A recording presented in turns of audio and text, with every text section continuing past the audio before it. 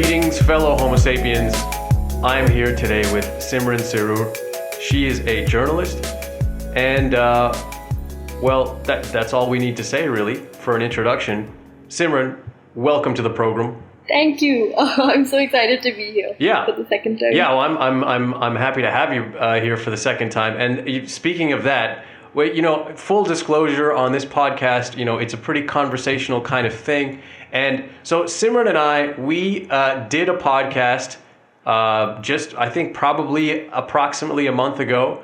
And so we both listened to the result, and it was a great conversation. But we both decided that maybe we want to do a do-over. We wanted like a second shot. And the reason for that is, well, it was my first time kind of speaking to somebody who's a journalist. And I think, Simran, it was your first time doing a podcast of any sort where you kind of had to talk about yourself and what you do. Is that correct? Yeah, exactly.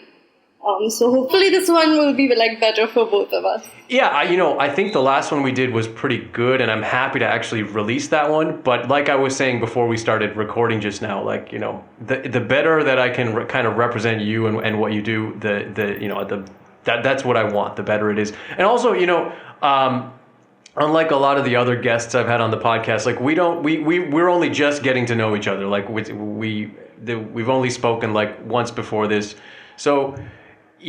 We thought, why not give it a second shot? And so that's like a full disclosure kind of thing, just so, if we happen to refer to our previous conversation, people aren't super confused about that. And I think that gives us the freedom to sort of be fairly free and more authentic in our conversation. How are you doing? How are things in Delhi?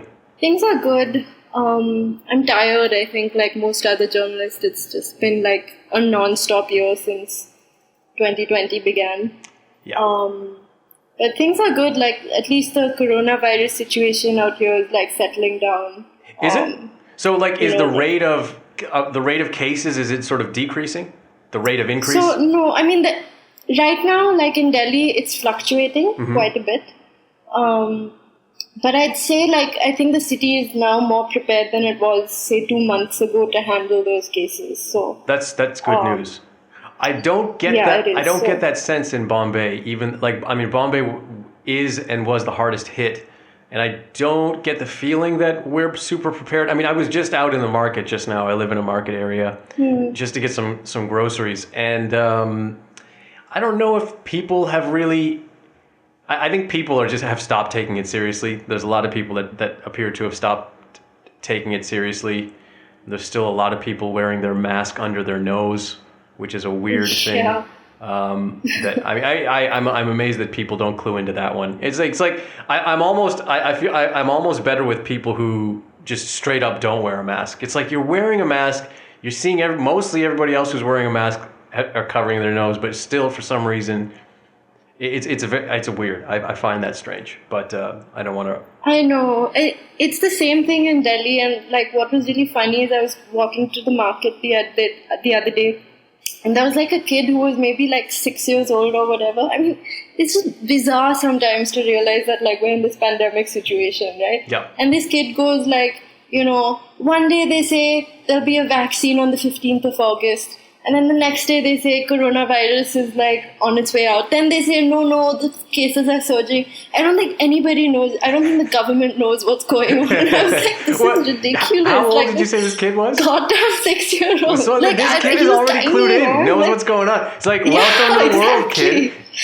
Exactly. It was just completely bizarre experience. Yeah, that is bizarre. Yeah. But no, it sounds like the kid is catching on. It's you got it right that nobody knows what they're talking about. And the interesting thing about the coronavirus situation is that it has really revealed how institutions that we trust seem to not really know what's going on all the time, not able to come to a clear consensus. Yeah. And it leaves the door wide open for people who want to manipulate information and mislead people, conspiracy theories and so on. The door is wide open for that kind of thing in the face of institutions that appear to be floundering. So that's weird. I hope we kick it soon. I don't know what the longer that it goes on, the crazier it seems, and it seems like we're going to be stuck in this for God knows how long. I know. The thing with the interesting thing about coronavirus is that when the pandemic started, or I shouldn't say pandemic, but when the lockdown in India started, which was around March, was it March 24th when the first lockdown began? It was.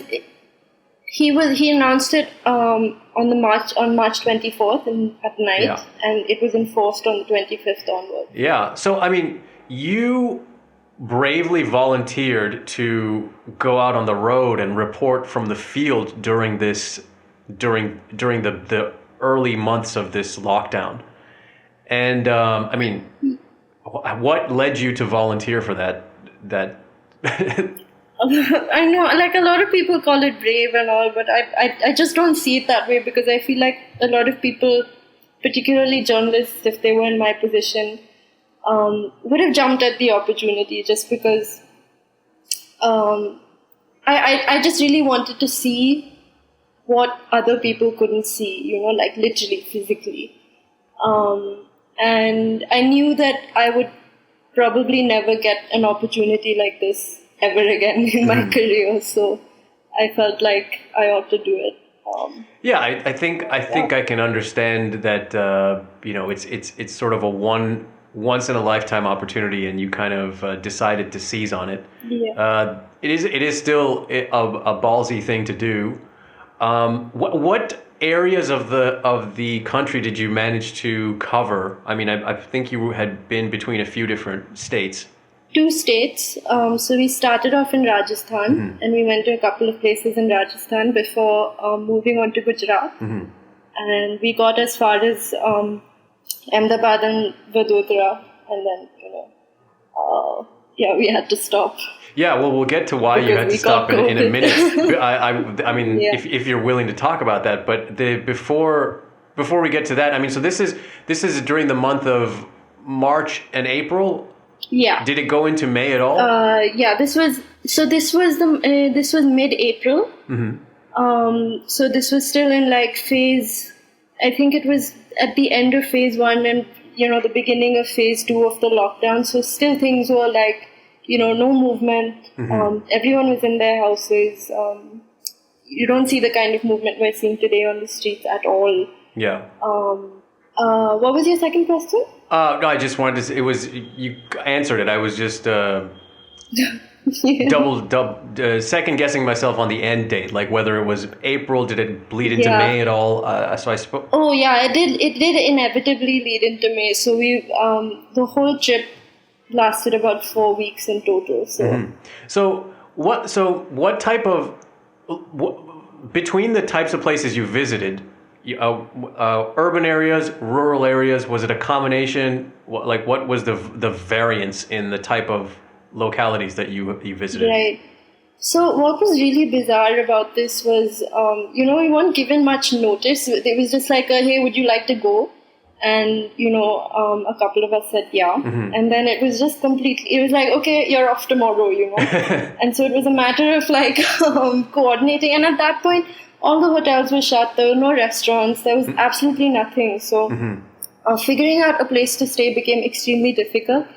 And because of that, going to rural areas, even though I really wanted to and would have liked to, was just completely ruled out because we don't know of any hotels. We don't have many contacts. Like it's difficult to get there. Yeah. It's difficult to stay there. Like basically, you survive. Like you need to know. You need to know where you're going to eat. You need to know where you're going to sleep, and it's easier to get across that even during a lockdown situation in a city. So we ended up going mostly to cities. So we went first to Jaipur. We went to Ajmer. And then from there, maybe we went, here and there. But it was mostly the cities at that time, in both Rajasthan and Gujarat. And I suppose, I mean, I'm making an assumption here, but I suppose that at that time, the rural areas were probably not severely affected. I mean, given that it's a pandemic, the concern is more about urban areas. Yeah. Particularly at that time, I guess.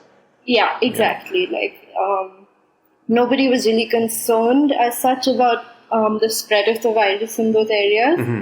And I often wondered, actually, because as a reporter, I've been to a couple of very, very remote places, right? And I feel like at that time, maybe in April, during the early days of the lockdown, I feel like for them it may not have been a huge disruption, the lockdown situation. I would think so, in remote areas, in remote villages where there isn't much connectivity and that kind of thing.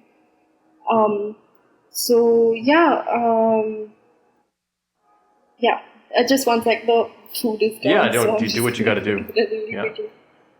Okay, I'm back. That was your dinner, right? Yeah, that was my dinner. What did you order? Actually, just some salami. I'm just gonna make some salami sandwiches. Hey, that's cool. I like that you're making some stuff for yourself. I've been doing a lot of that during the lockdown. I've been upping my cooking game.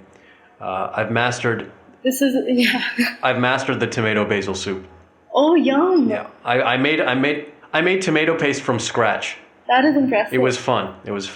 It was like an afternoon event of just like, peeling tomatoes and it was a good time. I made a pretty good spaghetti bolognese the other day, which I was quite proud of. Oh man, it's a good pasta bolognese. Generally, is a good place to start. It's one of the first things I learned how to make as well. Yeah. Oh, so we were talking about and before the next question that I want to ask you, just about the rural areas in relation to the cities, and this is we're talking March, April, May 2020, in the middle of the global coronavirus pandemic. So it's obviously something that you're going to want to be concerned about more in dense urban areas. But it was also, in India, we had this migrant crisis that occurred immediately after lockdown. Yeah. So although the immediate concern wasn't about spread in rural areas, certainly you have lots of people now moving from the cities back to their villages, sometimes very, very long distances across the country, across state lines, and so on and so forth. And so, later on, we're sitting here now in August, at the end of August.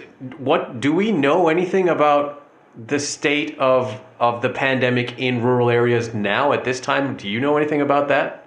No, actually, and that's something I don't think we've paid enough attention to. I think particularly because rural hospitals, which and a lot of them are private, suffered greatly during the lockdown. They weren't making enough money because a lot of the way they make revenue is by patients who come for their OPD services.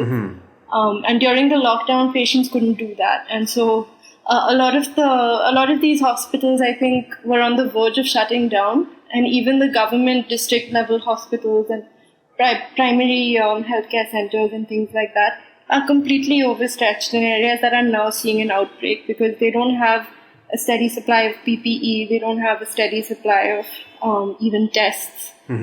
So I think it's turning into an issue, and I don't think we know enough about it. But alternatively, it may not be as bad as we think it is, because also in rural spaces, people don't live so close together. Yeah.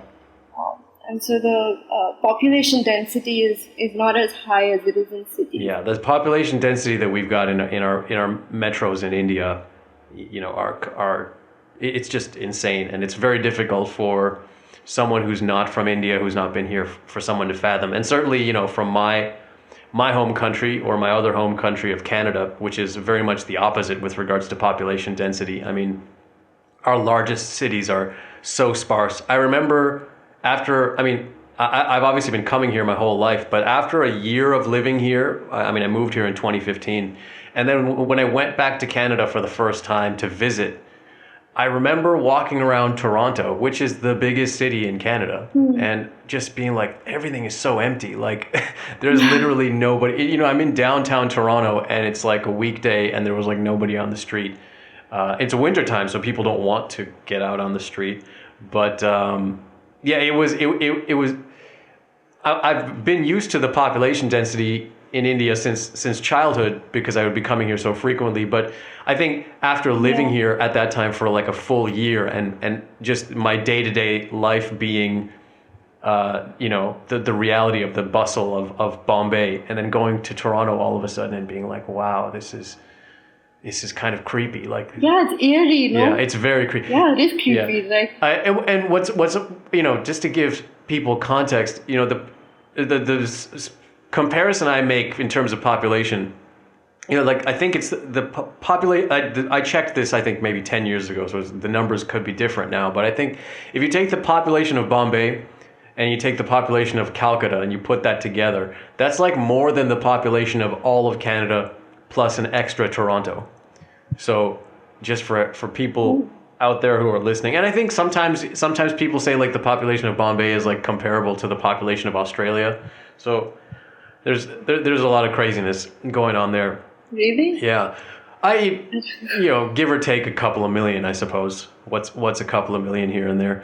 I know, right? Yeah. But so back to this, your trek across the Rajasthan and Gujarat. So did you notice any difference between first of all between the cities, like say between various cities within a state, but then also between the two states that you visited, Rajasthan and Gujarat, and maybe you could even compare that to Delhi, which is where you're based? Yeah, there were huge differences. In Rajasthan, this was like, Jaipur was the first city we visited, and I was kind of struck by how organized the testing was at that time. And at that time, their hotspot had a little over 150 cases, something like that. Okay. And that was like the height, Oh, wow.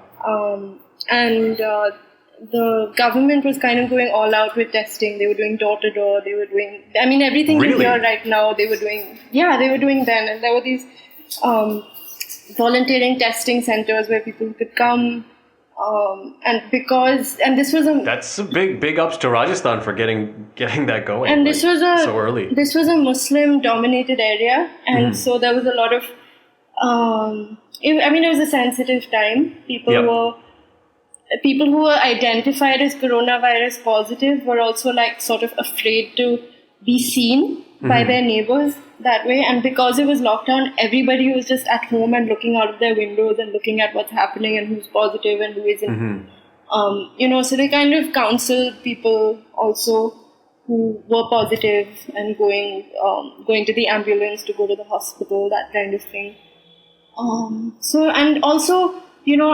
I called the health secretary and I was like, hey, I want to meet you and talk to you about whatever measures you're taking. And he was extremely accommodating, he was very open, very honest about their efforts.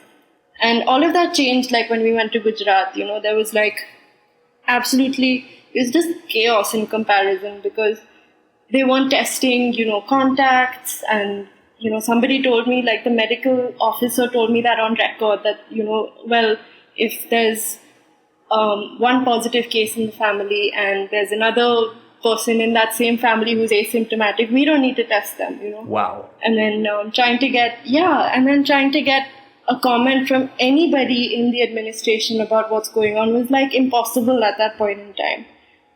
So I think at that point they knew also that they were spiraling. I think now, they're more willing to talk to the press about the things they're doing, but at that time it was extremely tight-lipped, You could sort of see the state unraveling when it came to their coronavirus control. So the Gujarat had there was a few weird stories to come out of there. It was after Bombay, and it's understandable that Bombay would be so hard hit because it's, Bombay is very much the global international hub of India. But after that, Gujarat as a state was the worst hit after Bombay, if I'm not mistaken. And there was that really strange case about those fake ventilators that were being manufactured. Yeah. That was just bananas that could even happen. And they were selling these fake ventilators to other states. I think at one point, I could be getting it a bit mixed up, but it was the government of Tamil Nadu that was just we're returning these because they don't work. So it's actually not just in Gujarat. A bunch of hospitals in the country that were given these ventilators, which were funded by PM CARES, Oh man. which is the emergency fund by the Prime Minister for. But was it the manufacturer was based in Gujarat that had connections to the So that was a Gujarat based manufacturer, and I think they didn't have any previous experience of producing high-end ventilators, and they apparently only tested on one person before supplying it with Civil Hospital in Ahmedabad, which was like the nodal center in the city for coronavirus. So that was really bad. But I mean, at least it's a relief to know that doctors and medical health professionals are like rejecting these defaulty, these faulty machines, because like regardless of like political, whatever politics is attached to using those medical devices, they don't want to put anybody's lives at risk. And they're probably doing that at great risk themselves, right? Like at the risk of being transferred, at the risk of being fired, at the risk of whatever. So there was a report in the early on in the BBC had done it. I can't even remember the details, but some doctors felt a lot of pressure to keep quiet about the numbers and the statistics and the things they were seeing at that time, and it was only reported to the BBC. I didn't hear that same story come up in the domestic news organs that I check.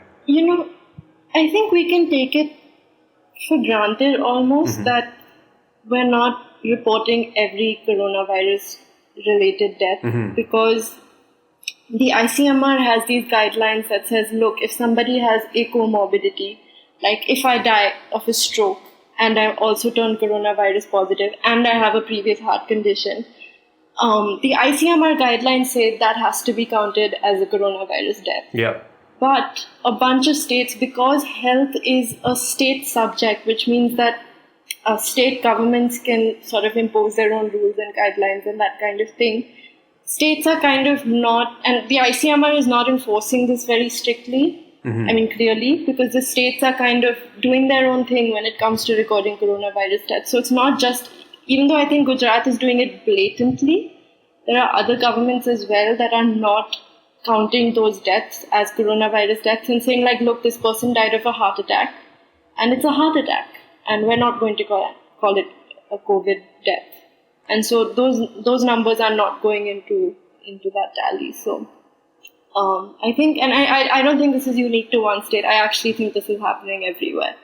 That's really, it's interesting, and it's also confusing, because in other parts of the world, you hear a similar narrative, but the take on it is flipped. Like I have a few kind of skeptical, shall I say, maybe right-wing oriented friends in the West, in my network, and they take not with regards to India, but with regards to like a similar, what you're talking about, comorbidity, this and that, and their take is sort of flipped. Like they're saying that this person died of a car crash, but we're going to say it's a coronavirus death just because we want to make people scared of this pandemic.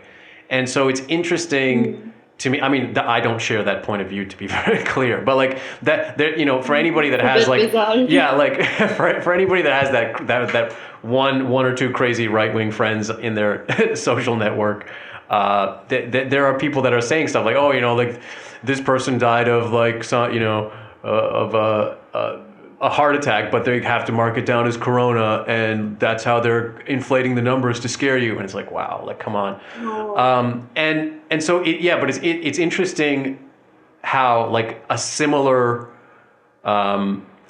piece of information can be flipped, based on how somebody wants to spin it ideologically or whatever agenda it is that they have. That's very strange. So you were traveling around, you were doing this on the road, and then eventually you got to a point where you had to stop. Now, I mean, you wrote a piece about why you had to stop, so I'm assuming you can talk about it. Do you want to mention why ultimately you had to stop?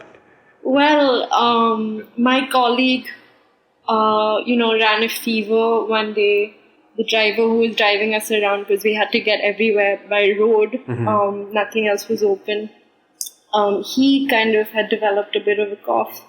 And so we were like, shit, well, we gotta get this checked out. And we were in Vadodara at the time. And there was a free testing camp for journalists, incidentally, the next day. And so we decided to just get ourselves tested on a whim. And then we turned positive. And then we had to stay in quarantine for 2 weeks. And at that point in time, I mean, I was largely asymptomatic. At the time we got tested, I didn't really feel sick at all. And I mean, those two were also like largely okay.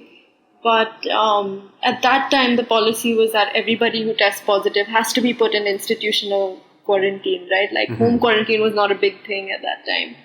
And so the three of us were put into, and also we didn't have a home over there. Yeah. So we were put into this Railway Training Institute facility, which was actually where it's supposed to be a training center for the high-speed bullet train, the very controversial high-speed bullet train that Modi wants to fund between Ahmedabad and Mumbai. So we had to stay there for 2 weeks until we tested negative twice. Okay. Through RT-PCR, yeah. So when you say you were highly asymptomatic, what was the extent of any symptoms that you experienced? So, sort of a day before, I think it was a day before we went to the testing center, I felt a little tired and maybe this heaviness behind my eyes, and I texted a friend about it. And she was like, look, don't worry, can't be anything. But then my colleague ran a bit of a fever, and also we were like, better to just get it out of the way. But then almost like as if on cue, the first day, the day after we were quarantined, I lost my sense of smell. I was like, oh, well, and the extent of my sort of symptoms were my fatigue would be on and off, sense of smell would also come and go. And that was about it for me. But my colleagues, the driver unfortunately had the most severe symptoms. He ran a fever of 103. Thankfully, he didn't have any difficulty breathing. So we were relieved about that. But he had to go to the hospital, kind of be there so that the doctors could monitor him. So that's what it was like in terms of symptoms. Sounds like an emotional roller coaster. This was around the time when our mutual friend had kind of introduced us over WhatsApp. We've yet to meet in person. Yes. And she had just kind of introduced us, a few days beforehand. It's this is a really cool friend of mine. It'd be cool if possibly she could be on your podcast. We were talking about that. And I remember I had reached out to you just to say hi, how's it going? And to introduce myself. And then I think it was the next day, our mutual friend was like, yeah, so Simran's tested COVID positive. We were like, holy shit. And again, this is early on, so we were like, nobody knows what that means. And it's still kind of you don't know what it means, right? If you test positive, you could be highly asymptomatic, like you said, or it could get really bad. And I had a friend of mine who's quite young, and she tested. She was COVID positive. I mean, she had the coronavirus, and she went through hell. She was really struggling for several days. So just because you're young doesn't mean that you necessarily exactly. It's a complete mystery. There's just no way to know how it's going to affect you. Do you feel any sort? I mean, I've been hearing that people who kind of had it and then sort of got over it, they're starting to feel some sort of longer term effects. Have you felt anything like that? For a while after, I kind of had the fatigue, getting up and out of bed was a little harder than usual. But nothing too severe, and I think that also depends on how bad your symptoms were at the time of infection. Right. So I think if you're largely asymptomatic, and you don't have difficulty breathing, you don't have that really high fever, you don't have like extreme fatigue and weakness, I think you're more likely to be okay. But who knows, like I don't think it's too early to tell. It's too early, yeah. But for me, my colleague says he still feels, tired and a little weak from time to time at the end of the day and stuff. So I low-key suspect that I've probably already had it like twice. I don't know. I mean, this city is just, it seems, I've been going out from the beginning of the lockdown. I've been going out to get groceries. I haven't had any real kind of symptoms. The only thing that I've noticed is that I've had a little. So I mean, I'm an on and off smoker. Like usually I don't smoke cigarettes. I used to smoke quite a bit more, and whenever I fall off the wagon and I start smoking again, after a few weeks of that, I start to feel this heaviness and shortness of breath and all this kind of stuff, and that usually motivates me to quit. And what I noticed after this lockdown, and in particular because cigarette vendors and all that stuff were shut down and are still shut in Bombay. I don't know what the case is elsewhere. So. Wow, no, they're open in Delhi. I mean, you can get them, like you can get them here, but like the regular banwalas and stuff are shut. So it was what happened was, I mean, after a couple of months, basically, I'm not smoking anything because nothing is available for me to get. And I'm happy about that. So it's not necessarily like I'm out there trying to look for any kind of low-key kind of source to get cigarettes or anything else to smoke. But what was weird was that I was noticing a sort of shortness of breath similar to what happens when I am sort of in the thick of one of my smoking binges or whatever. Yeah. And that is not normal. Like normally when I quit smoking, within a week and definitely within 2 weeks, I get my breathing sort of back to normal. And throughout this lockdown, there have been times when I have felt that same shortness of breath that I would feel when I'm like smoking a lot, but I'm not smoking anything. Okay. And so that feels weird. But I mean, I've not had any other kind of symptoms, but the extent to which... You should get an oximeter. Sorry? You should get an oximeter. An oximeter? It's like that small device. Yeah, it's like a small device that will check your oxygen levels. Interesting. In your blood. Yeah, okay, I should do because, that. Yeah, it's not very expensive. Mm-hmm. And, the next time you feel that way, you should just use that. And if it shows that your oxygen levels are like normal, which is 97 to like 100, mm-hmm. You may be like, you may be anxious or like something else may be inducing that feeling, mm-hmm. Like smoking or whatever.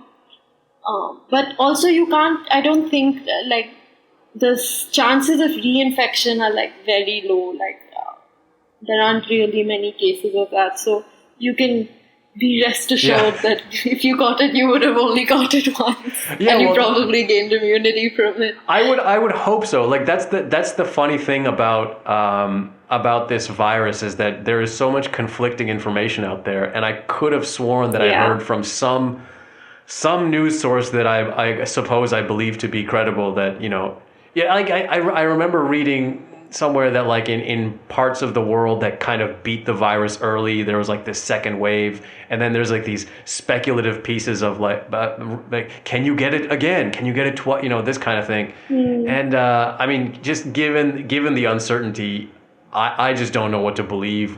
I try my best to be skeptical of things, but I was being slightly jovial when I said I think I've already had it twice. I mean, it's possible I've had it, but it's partly a joke to say that I've had it twice, and it's partly a reference to just how badly Bombay is affected. It is affected quite badly, and the more we hear about it, the more alarming it is. So I wanted to go back to a couple of things that you mentioned. So first of all, there was this huge difference between the two states, between Rajasthan and Gujarat. And you mentioned, I mean, there was just a brief mention of politics or like, so is there I don't know off the top of my head, but are there different political parties in charge in those two states? Yeah, Rajasthan is a Congress governed state. Gujarat is of course BJP. But I think it also, I guess the Rajasthan government definitely like reacted much better. And they also had they were previously, so when I spoke to the health secretary, he said that right before the pandemic actually occurred, they were preparing to roll out another scheme which would have, nurses, ASHA workers, Anganwadi workers go door to door to check out the health status of everybody. That is impressive early on, so early on. I'm quite impressed by that. Exactly. So they could just use that, all of those resources that they had already been building up for, coronavirus control.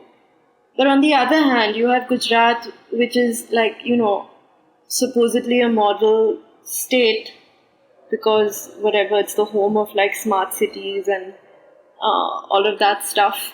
It's where Modi comes from, so it boasts of huge development and all of that, and is among the top states when it comes to health infrastructure, just completely crumbling. And I mean, it's just poor governance. It's bad governance. It's bad strategy, and it's also, I think, more than a political thing. It's it's a question, at least early on, of taking on doctors into your team, asking epidemiologists how do we contain this, rather than bureaucrats. It helps to believe in science. Yeah, exactly. So you can't have a bureaucrat figure out how to stop the pandemic. You need a doctor to do that. Yeah. So and I mean, there are other states and other pockets of the country where people are very much heavily relying on religion. And Gujarat is ridiculous also because it's when I was in quarantine, they were kind of giving everybody this herbal medication, which was something the Ayush ministry had recommended, homeopathy and some herbal medication. The central Ayush ministry? And wow. But for some reason, Gujarat has really pushed to it's really big on these immunity boosters, which have zero evidence. For some reason. They were giving it to people. Yeah, and they were giving it to people in quarantine. And, and we don't know, I don't know if I was part of some Ayush trial, if I was part of some, because apparently they're running these clinical trials on these immunity boosters. Oh, man. And they said that they were giving it to people in quarantine. But they did not take anybody's consent. I still don't know, to be fair. I don't know if I was part of that or not. But there's no way to know, It's just they were huge on this rubbish. And I just refused to take it. Good. Yeah, that's good. That's weird. That's disheartening. The other thing that you mentioned that I maybe wanted to highlight, if we can, is you said that I think it was maybe one of the first places you visited, possibly in Rajasthan. You said it was a Muslim-dominated area. Yeah, it was called Ramganj. Yeah, and so I guess around the same time there was that whole sort of weird scandal with the Tablighi Jamaat, which was just a terrible. I mean, I don't know how to describe it. Yeah, absolutely. But would you care to describe it for the listener, in keeping in mind that some people might be listening abroad and may not have the full context? So the Tablighi Jamaat is it's a religious organization, an evangelical organization, I guess, in some ways, and they're headquartered in Delhi, in the Nizamuddin Markaz. And so at the time, the lockdown was put into place, hundreds of Tablighi Jamaatis had come to Delhi to attend the event, and then lockdown was enforced. Actually, the Janta curfew was enforced, which was on one Sunday everybody was just required to stay at home, which clearly now in retrospect was like a trial run for the actual lockdown, which came 2 days later. Yep. So because of the Janta curfew, they couldn't leave, even though the event, I think, came to an end around the 16th or so. At that same time, the Delhi government had said, like, no to any kind of religious congregations and temple visits and anything like that. And so these people were caught in a double bind, because on the one hand, they couldn't return home, and on the other hand, like, attending a religious event was all of a sudden also banned. And so, once the Janta curfew lifted, they had 2 days to go home. And so several people went back home to their home states and across the country. Several foreigners, unfortunately, couldn't leave. And are still, it's ridiculous, but some of them have been in jail, Wow. for attending the event, and are still seeking bail and things like that. So this, unfortunately, turned into a super spreader event because coronavirus in the initial days came from outside, and a lot of the Tablighi Jamaatis were from foreign countries. So presumably, they brought it in, spread it to all of these people living in the Markaz, and then people from the Markaz who went back to their home states took it to their home states. So it turned out to be a super spreader event. But it was completely blown out of proportion by the media. And, instead of sympathizing with people who had got this disease, they were sort of condemned and even, I don't know, like, made to be some sort of terrorists for, catching this virus, which we didn't actually know much about. Yeah. So that's what happened. It was turned into a communal thing, basically. Yeah, it completely communal. Yeah. It happened so shortly after the lockdown occurred, like the scandal. I don't know if that's the right word, but the situation, I should say, sort of broke in the media so shortly after the lockdown began. And I remember when the lockdown was first imposed, I was worried, particularly, and we'll get to the events of 2020 before lockdown, but referencing the events of 2020 before the lockdown, I was worried that the lockdown was going to be used as an excuse to do all kinds of strange things. And put forward and advance all sorts of weird agendas that were already being advanced. And it has. It has in numerous ways, and that particular incident is one case that was very much like that. There was an incident in Bombay that was quite bad. Basically, this was, I think, lockdown 2. So we've had these multiple lockdowns, and so there was a migrant crisis, which maybe we can get you to elaborate on in a moment. But there was all these laborers that work in the large cities, and they were desperate to get home to their villages, like, because they were out of work because of lockdown, and many people had the attitude that, like, if I'm gonna die, I would rather die in my village with my at home instead of being stuck in the city. And so a lot of people were stuck. A lot of people decided to just go on foot. But there were people that stayed back and were waiting for some trains to be active. And there was at one point, and I think it was the same news organization that did this, but did this misinformation. In the morning, they kind of announced that there would be trains leaving from Bandra station to take them back to their states. Oh yeah. And so they all showed up at a particular time in the evening or early late afternoon or something like that. And then once they arrived, they found that there were no trains. And there is a prominent mosque very close to Bandra station, which is why they chose to give out this false information, particularly with that station in mind. And so in the morning, the news was, trains will be leaving for these villages and so on from Bandra station. And then in the evening, after all these people congregated, the headline was something like, thousands of people congregate near mosque in Bandra. And it was just like, oh man, like what the fuck? Like that's bananas. Yeah, that was a terrible visual. Yeah, and It was. I'm quite sure it was the same news organization that posted those headlines in the same day within like 24 hours, and that's I can't even begin to describe how awful that is, and just playing on desperate people who are desperate to go home, who are very impoverished and struggling. Can you maybe elaborate on the just a basic summary of what happened with the migrant workers following lockdown? I think you summarized it pretty well, actually. That's Okay. exactly what happened. Mm-hmm. We don't have an exact number, but like thousands of people were afraid that they would, either die of starvation or catch the disease, and not be given adequate health care. Also they just wanted to go home and be with their families, which was also like how so many other people felt.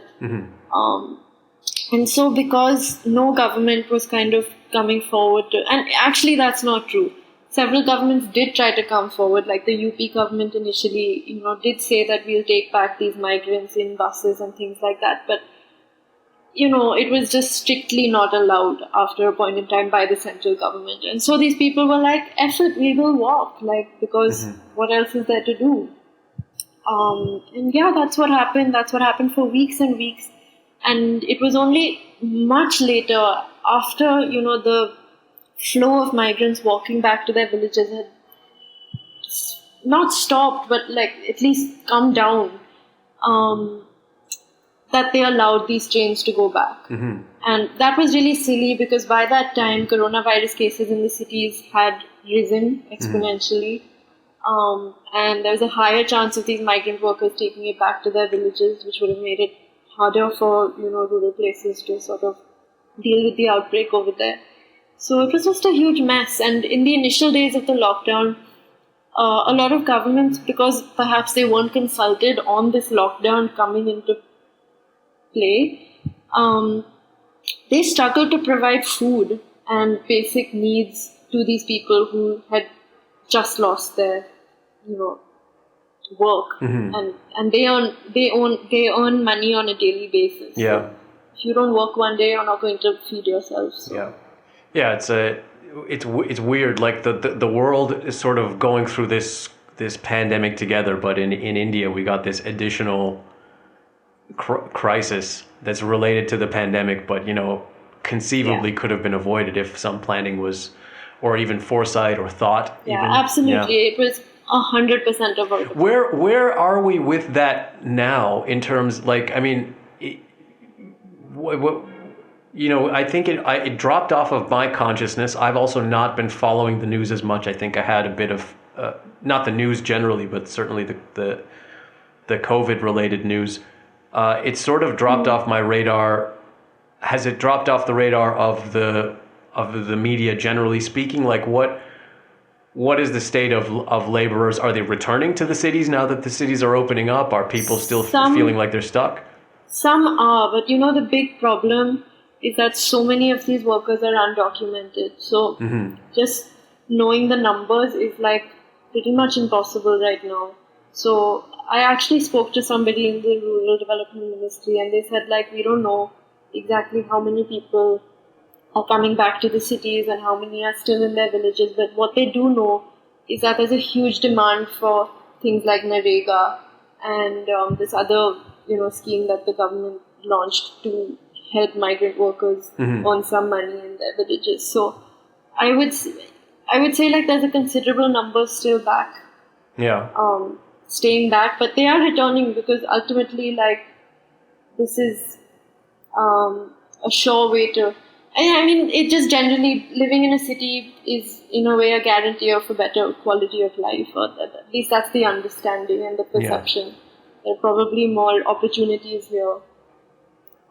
So people are returning. We are seeing migrants returning, but we just don't know how many. And it's not as much of a story in the media. Partly because the media is, very good at sort of forgetting things very quickly. Yeah. The migrant crisis being one of them.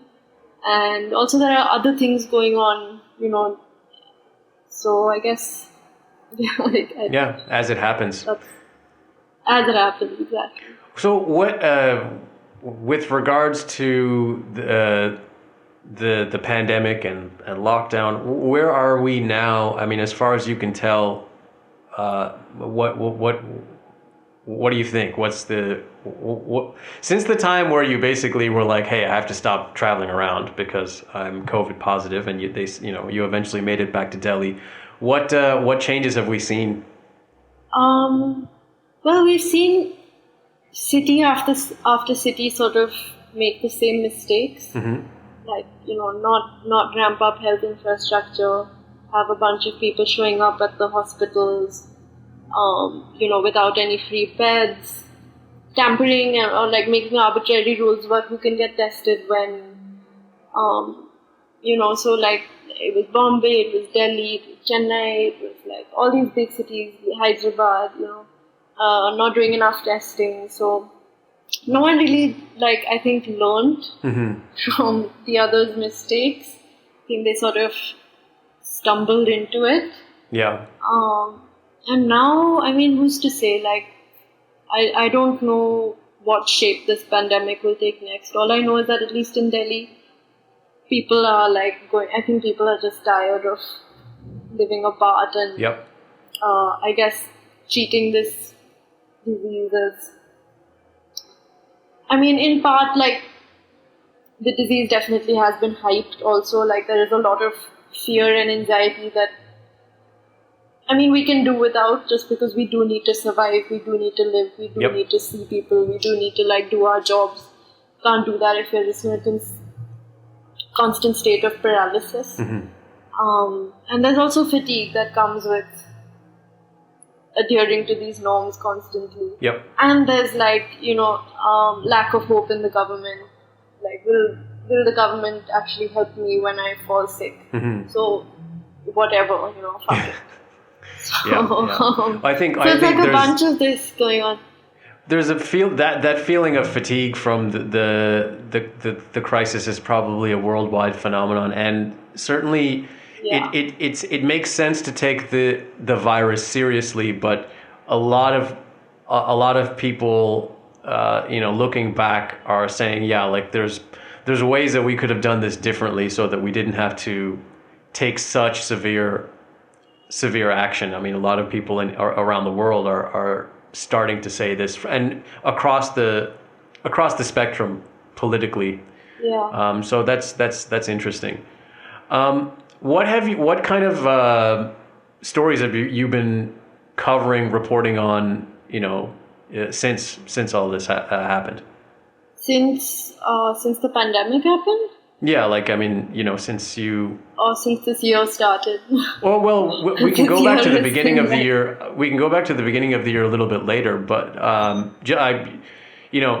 just kind of thought, I was just thinking as we were speaking that, like, you tested COVID positive, were in quarantine, and presumably you went back to Delhi after that. So what have you been focusing on since that time? So it's mostly been just doing COVID sort of health-related stories. I did do one non-COVID story, which was covering the lynching of a Muslim man, near lynching of a Muslim man who was accused of carrying beef the end of July. So that was one. But it's mostly been COVID health related, how many tests are we doing, what are the emerging policies, how many laboratories have we managed to open, that kind of thing. What are the after effects? The cow vigilantism, the lynching thing, where did that occur? That happened in Gurgaon, which is, right next to Delhi. Yeah, it's like satellite of Delhi. Yeah, but apparently it's pretty routine. Like, that's what... So, the cow vigilantes sort of attacked this one, again, Muslim-dominated meat market. Where, I went and spoke to, like, the butchers there and the meat sellers there and the shop owners. And they said, like, look, this is a routine affair. Every year around Eid, we get these threats from cow vigilantes and nobody takes it... At least the police haven't taken it seriously thus far. Like... Has it increased in recent years, or according to them, or has this just always been the case? No, according to them, they have seen a market rise in this kind of thing since Modi came to power in 2014. That's brutal. So, I mean, this sort of connects back to... Yeah, and they were not, like, they said this unabashedly. Like, they said it like it was a fact. Very clearly, like basically within the last... Very clearly, yeah. Basically the new regime, ever since the new regime came into power, this is the scenario. Yeah. So I mean that's quite striking, and it's terrifying. I mean, I've been hearing and reading about some of these incidents as well, and it is very disheartening, and it sort of connects to some of the things you were covering that were happening at the beginning of this year before we were in full pandemic mode. There was quite a bit of commotion in Delhi. At the beginning of this year, there was some very strange violence at JNU, and then there were riots. Yeah. And the riots coincided with the visit of Donald Trump. Yeah. And so, I mean, that's just it's a horrendous situation, and it kind of I still remember the tension I was feeling when all of that was happening. We've been kind of on edge for a while because, you know, at the end of last year when all these protests began with regards to the CAA and NRC, since that time, it's just been one incident after the other, and it's been difficult for me to not be hysterical about whenever I'm trying to explain this to my friends. You know, it's difficult for me to not become hysterical talking about it, which is saying something, because usually I'm able to talk about crazy political events in other parts of the world, even that I'm from, and not get so hysterical. And you know, I'm rambling and getting off topic now, just trying to vocalize it. No, I get it. Yeah, because it was an onslaught of events, you know, like we had the protests, and then, you know, the violence, and, you know, incident after incident, and it just starts to hijack your limbic system, your emotional system at some point. But you covered the riots that occurred in February that coincided with Donald Trump's visit. Can you tell us a little bit about what that was like and what you were able to find out? It was like a completely surreal experience. It was the first time I was covering that kind of violence. Mm-hmm. You know, it felt particularly surreal because other parts, I mean, this happened in the northeast districts of Delhi, which is across the Yamuna River. Mm-hmm. And these are more ghettoized areas where people live very close together. It's not, you know, poor plumbing systems, poor roads, poor infrastructure in general. I mean, it was just, it was surreal because as soon, like, that part of the city was burning. But the minute you left that part of the city and entered, like, the other more central districts, it was complete calm. And, like, all of that happening over there didn't at all affect the rest of the city. So it was just very, very strange to be part of that. And, I don't know if... Well, it is surreal, and it kind of, it's consonant with something else that I've been observing, just, you know, living here while all of these types of events are occurring. And like when you hear about something like this happening in some distant corner of the earth somewhere else, you know, you just wonder, okay, this whole place must be on fire. It must be nuts. If you happen to have a friend over there, you're like, oh, you know, you send them a message. Oh my God, are you safe? Are you okay? But what you're describing is how localized it is, and how, you know, life just goes on as normal in the rest of. This is within one city. Yeah, and like as a person living in India during all this commotion, it's sort of, I'm a musician. We're still here making records. We're still, before COVID, at least, we're still going out to clubs, going to see DJs, like all the normal things that you do as a person, whatever it is that you're into. And then just a short distance away, some crazy thing is taking place, and that is hard to it's hard to fathom, when you think about it, and it's similar to this cow vigilantism thing. It's just an ongoing thing, and it's happening so close to Delhi, which is a cosmopolitan city where you can go you can go clubbing, you can have a drink, you can do whatever you want, you can I'm just Yeah, exactly. I'm just leaning on the things that I would do, going to a rock show, going to see a jazz performance or whatever it is, and then like God knows what's happening just a short drive away, and that's surreal. Yeah.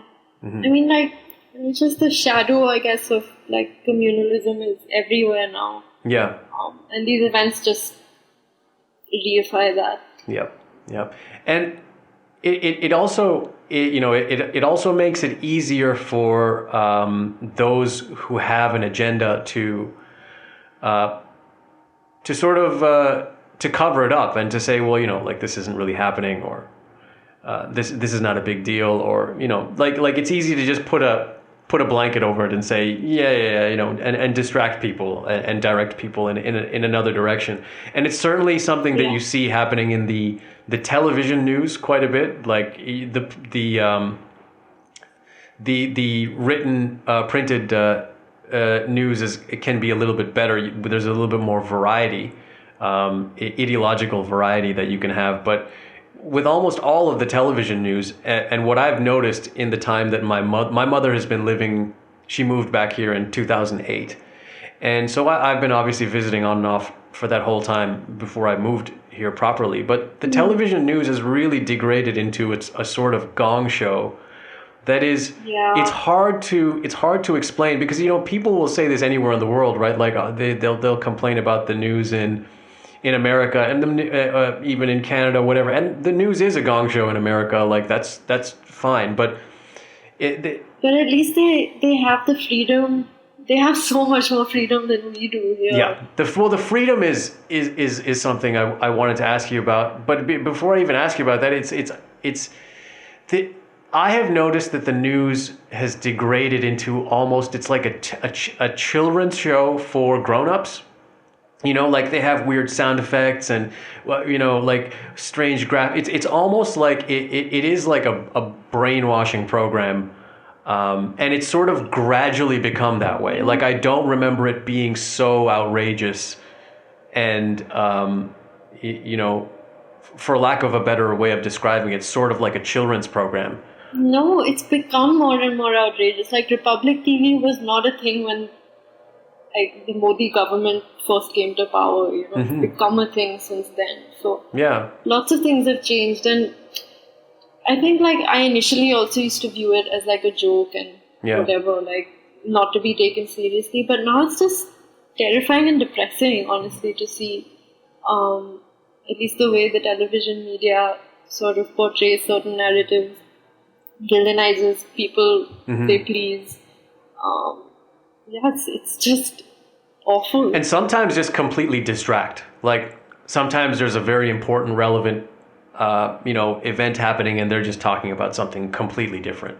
And so that's shocking. And once you, it can be funny if you're coming from somewhere else, and your life doesn't rely on you knowing what's going on domestically. It can be funny, but after you laugh and then you look around and you see that so many people are actually being influenced by this, and actually so many intelligent, otherwise decent people are being influenced by this. Like it's not just, it's easy to make fun of people who might hold different views or whatever, but when you realize that actually decent people are getting brainwashed and influenced by this stuff, and also decent people are being thrown into jail because of this, right? Like students, activists, academics, like all of this because of these narratives that are played on TV. So people are being brainwashed. It's like influencing public sentiment.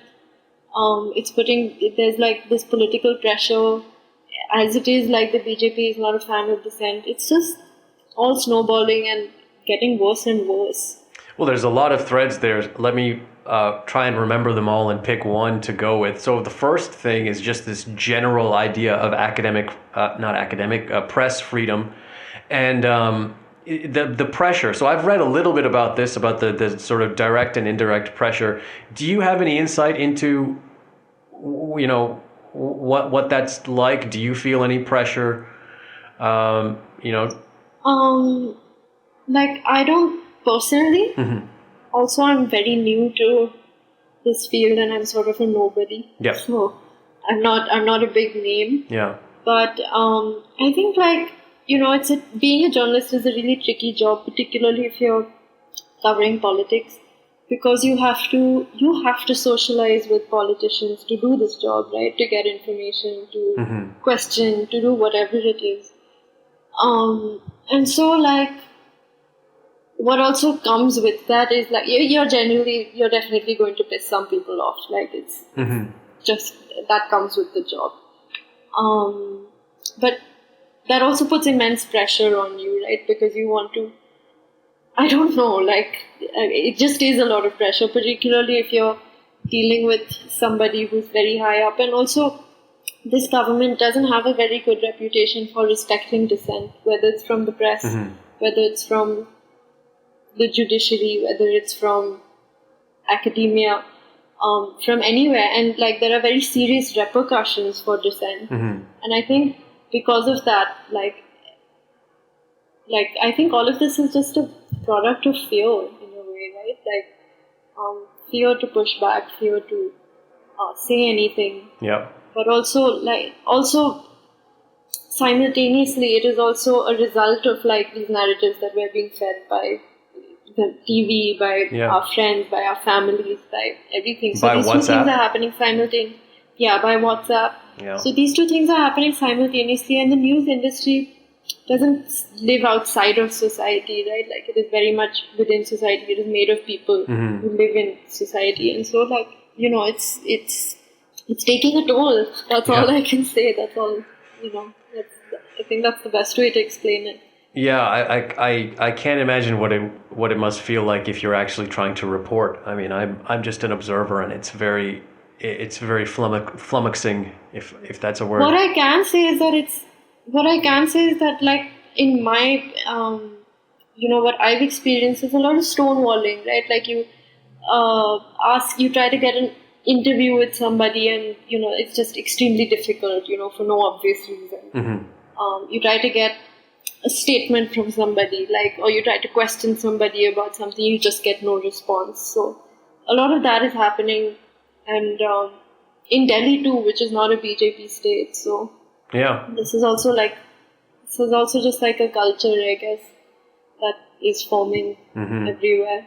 You mentioned about lots of people being thrown in jail and having strange charges kind of leveled against them. Can you elaborate on that at all? Yeah, not just strange, but like the heaviest sort of charges, right? You have the National Security Act being slapped on people. You have the UAPA. These are like really... What does the UAPA stand for? So the UAPA, the Unlawful Activities Prevention Act. Okay. So these are huge, huge penalties for people who actually put the security of the nation state at risk. But you're putting this, you're slapping these acts on people who are academics and students for making speeches. And it's completely disproportional.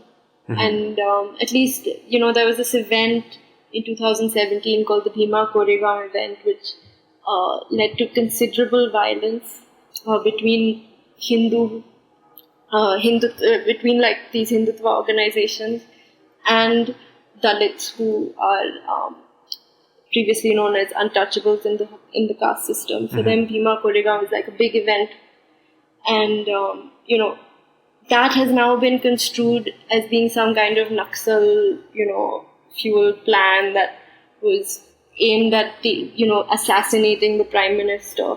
And a bunch of activists and academics have been slapped with these charges for that. But there's no proof, there's no evidence. It's happening and it's being allowed, for whatever reason. Yeah. So we're seeing a lot of that. There's also this weird terminology of urban Naxal, which is like, it's not even clear what it means. Exactly. I was watching... In fact, I was having this conversation with a friend just now, He was like, what does it even mean? And I was like, good question. Nobody knows. Well, even the people that use it don't know what it means. That's the funny part. I mean, I watched... There's Kunal Kamra has a podcast that's... It's on YouTube, actually. And he was interviewing that younger guy in state of Karnataka. I forget his name, but he's with the BJP. And it was like a mildly antagonistic... I mean, if you know Kunal Kamra, then you can understand that it was certainly a mild antagonistic interview. And like in the middle of that, I think he threw that word out, like, urban Naxal, and Kunal was like, what does that mean? Like, he wasn't really able to give a definition. So it's just this random epithet for, somebody that disagrees with the prevailing agenda. Exactly. Very, very weird. Very weird one, especially when you put it in the context of what a Naxalite actually is supposed to be. It's very strange to put the word urban in front of that and assume that it's supposed to mean something. Yeah. So that's really weird. And so we have lots of weird charges being leveled against people that don't make sense. Sometimes they're very outrageous, like, for example, that Prashant Bhushan thing that is ongoing. Makes no sense.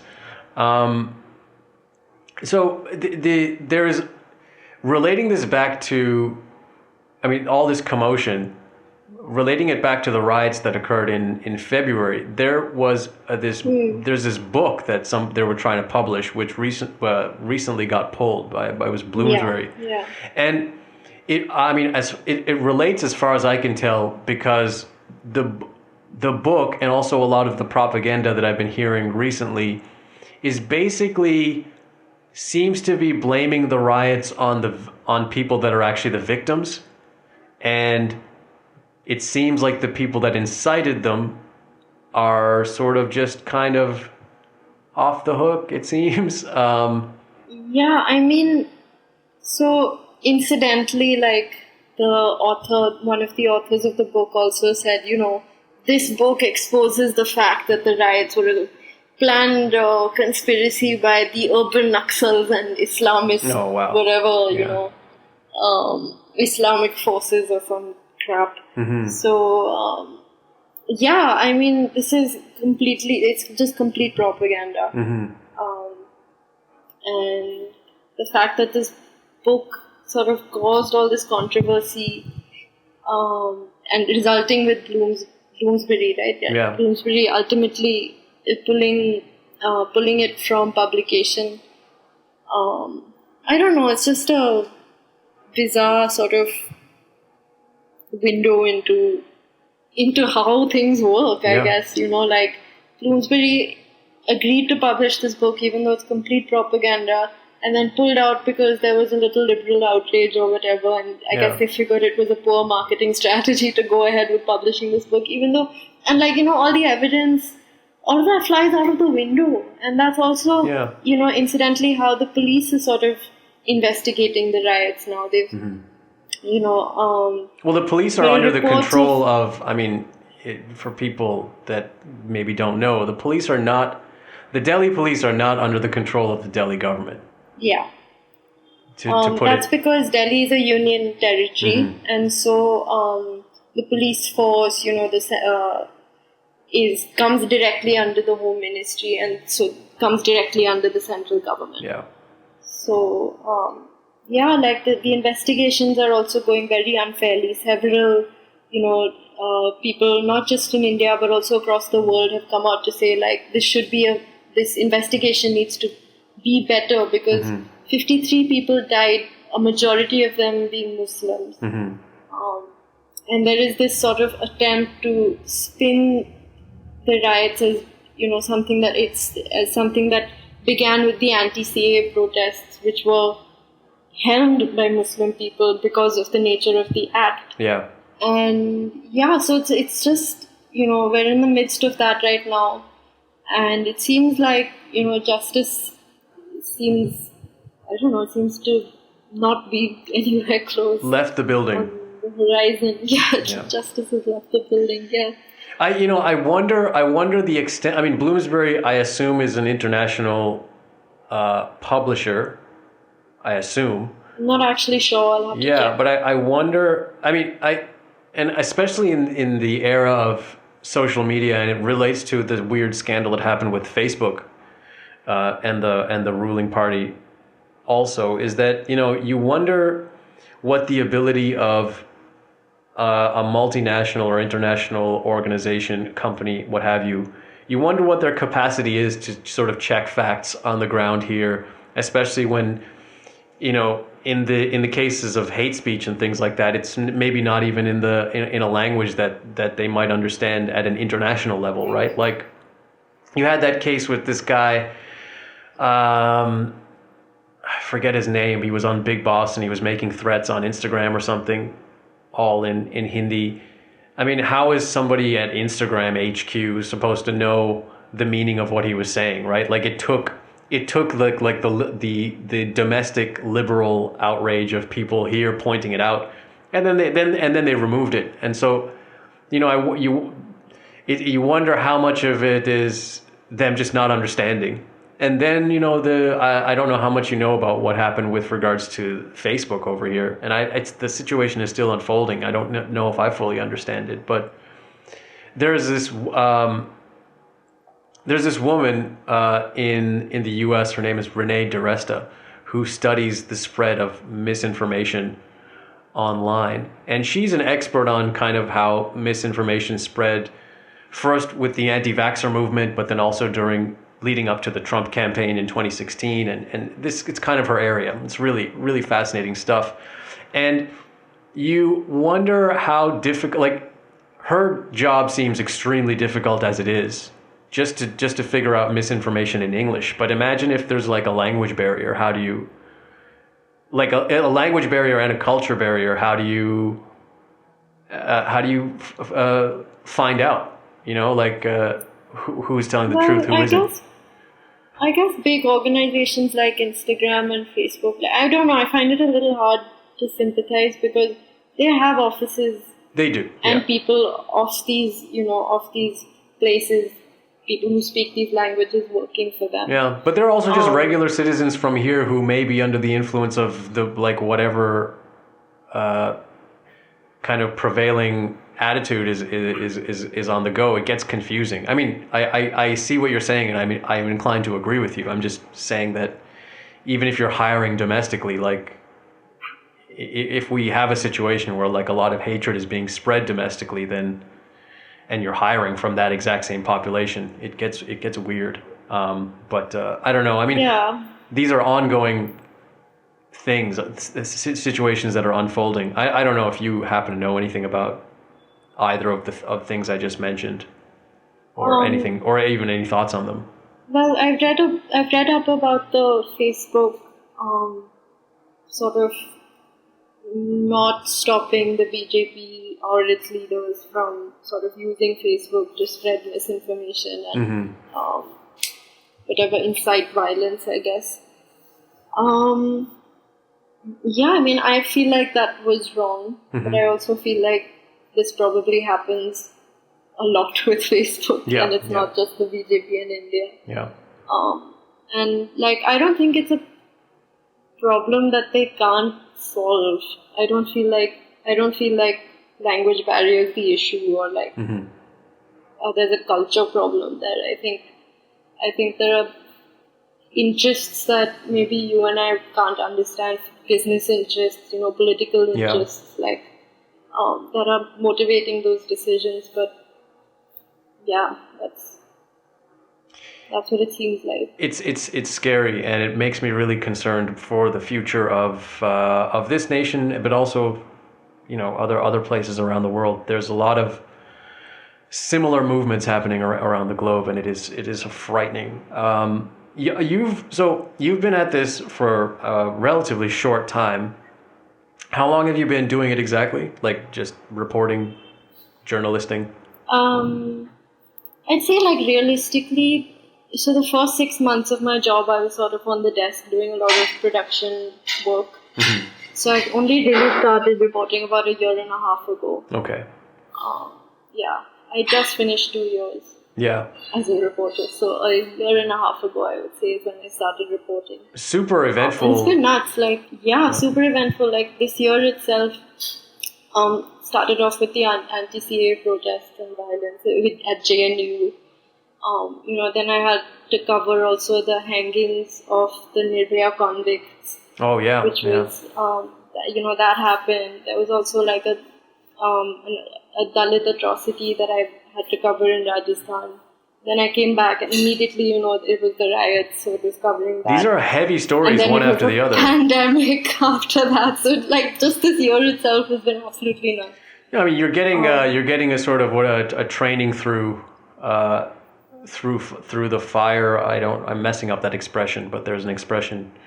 But you're certainly getting lots of experience reporting on very difficult. I feel like I've learned a lot. Yeah. I've learned a lot, but I also kind of don't really feel like a person anymore. Can you talk about that a bit? I wonder about this. I wonder how you sort of keep your sanity. And again, it's all fairly new to you, and you're exposed to all of this crazy stuff. And like I was saying, just me personally, I feel so hysterical trying to make sense of it. I put some effort into trying to keep up with what's going on, and I tend to lose my mind. How are you managing with that? What is your internal state like? Well, to be completely honest, I feel mostly like quite numb to most things that are going on, and I remember feeling like very, very rattled, maybe 3 or 4 times, like over all of the things I've reported. Immediately after the lockdown was put into place, I had to go report about how the homeless were sort of dealing with this lockdown situation, and looking at the fact that they had no food, no shelter, were locked up like animals so that they wouldn't go out. That really disturbed me. Covering the hangings of the convicts, because I'd actually spoken to their families, sort of had some kind of not relationship, but I knew them, and they sort of shown me their vulnerabilities and that kind of thing. So the day of the hangings, I was quite rattled, and then one day, in quarantine during COVID, I also felt a little rattled. So once in a while, I feel very emotional, but most of the time I feel like I'm on autopilot, and I just sort of have to do what I have to do to get through it and do it. And I think in India, this is a conversation, at least among journalists, that we're not having a lot. I don't feel like I can talk about it very much, even with my colleagues yet. So it's still a mystery to me, how are they doing it? How am I doing it? How are we all doing this? Because it's not just me. It's I think everybody, even lawyers, activists, that kind of thing, everybody who's had to cover all of these events non-stop, it's just been continuous, and with no respite really. So I feel like everyone's on autopilot right now, and even for those people who are in quarantine and not working, I think everyone is just really numb and really tired. Yeah. So that's what it feels like, and yeah. Well, thanks for sharing that. It's hard to fathom. Also, I forgot to mention doctors in that list. Doctors are just Oh, well, yeah. They're gosh, must be I can't even imagine. That's something to think about. So in between the last time we spoke and when we spoke last time, I asked you about what you think about different types of payment models and how, like, basically, like, in journalism, there's pressure from the fact that, you know, you have to have like there has to be a catchy headline that someone's going to click on, and you might feel different pressure from one angle or another angle depending on what organization you're with.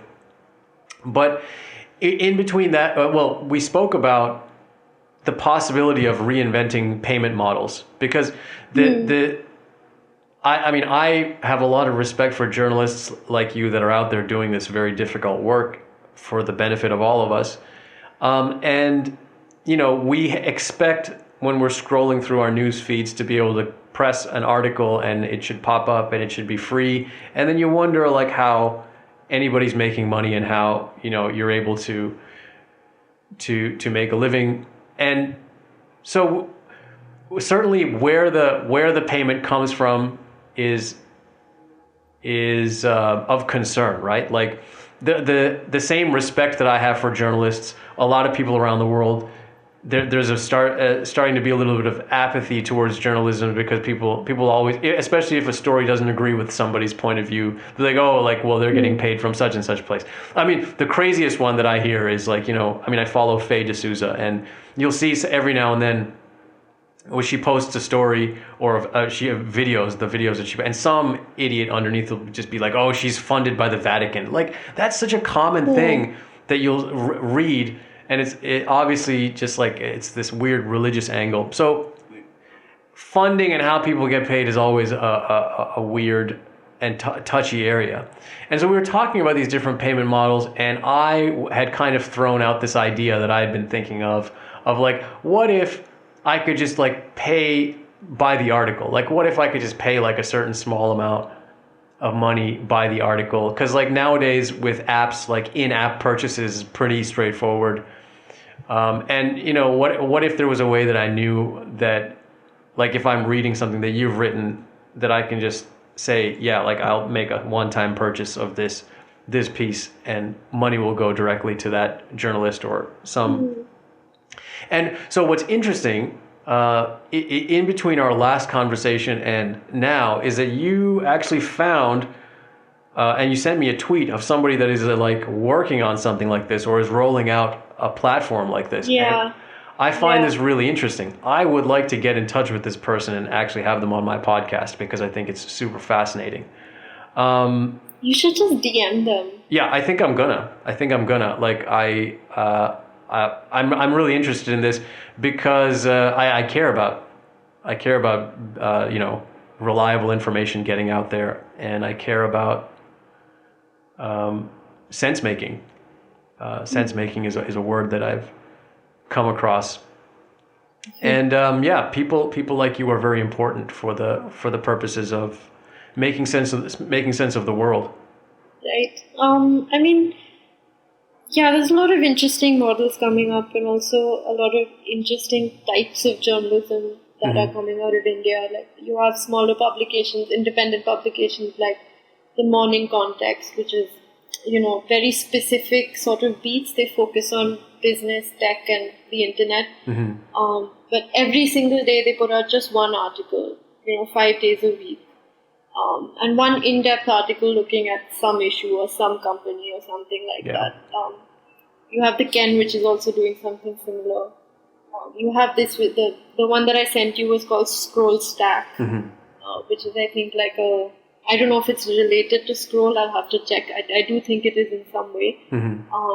But that's like, you know, pay per piece kind of thing that they're checking out. So yeah, a lot of like cool things are happening in that space for sure. And what's also like interesting about that is there's sort of an appetite, I guess, for longer form, for more depth, in-depth sort of stories, for more detail, which is always cool and like into the space I want to be in. So I find that like very encouraging. No, that's very good. And like the good thing about longer form content, you know, I think it's really easy to get lost in the minutia. Like, if you want to be a person that follows the news, then the easy trap is to just fall into the day-to-day minutia, and in particular in the era that we live in. I mean, you could argue that it was always bad to follow the minutia, but the certainly the era we live in depends on hijacking our our desire for these, like, sensational hot takes, and when I'm trying to make sense of events, I gravitate towards longer pieces of analysis that maybe cover a longer span of time. They're not just telling you, like, oh, like Donald Trump said this today, or like such and such, like this happened today. Like that can really, definitely contribute to just driving you crazy. But it is, I have often found much more beneficial to my sense making, but also much more beneficial to my mental health to sit down with a long, in-depth piece that really like covers something over a long span of time. So yeah, it's good that you also want to head in that direction. Before I let you go, I mean, I'm sure your dinner's getting cold, and we've actually been speaking for an hour and a half, so that's quite a bit of time. You have to start cooking now. Yep, I got that fresh garlic. But I mean, like, just generally, what have you been like? Does your job take up all your time? Are you able to do anything other than reporting? Like, what are you doing to stay sane outside of the context of journalism, if anything? No, it's taking up like most of my time. Yeah. Even if I'm not actively working on something, I'm actively thinking about something. Mm-hmm. So like it's always at the back of my head. And also, like, I guess with this job, there's an expectation that you have to constantly be on and constantly be ready to cover anything as it comes up, when it comes up. So, and like particularly nowadays, there's not a lot of breathing space or time. I'm working 6 days a week, some days 7 days a week. Mm-hmm. So it's pretty intense, and I think I'm still trying to figure out like what to do. I mean, it's been nice because I've seen friends from time to time. My partner's been here also. It's been like really nice to have him around also. And yeah, I mean, take it one day at a time, I guess. Like that's how it's going. Yeah, I guess that's what we're all trying to do. I mean, with all that in mind, I have to thank you so much for making the time to speak with me a second time. And it's been very... Thanks. Like, I'm glad we did it a second time because I think... Yeah, I'm really glad. I mean, I think it illuminated a lot for me. All right. Well, I'll let you go, and we'll coordinate how for you to send me the audio file in a bit. Okay, cool. All right. Well, take care. Have a good one. Bye, you too.